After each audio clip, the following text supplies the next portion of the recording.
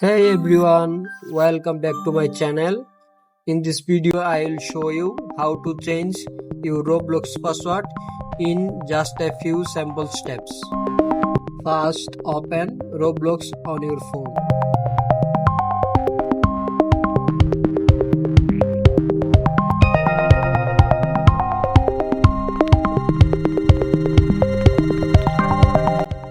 Tap on settings.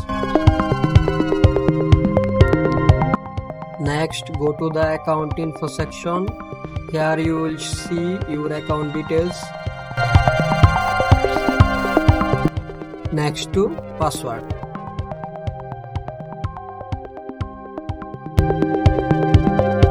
Enter your current password, then type your new password.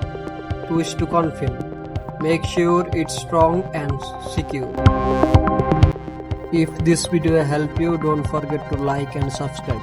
Thank you.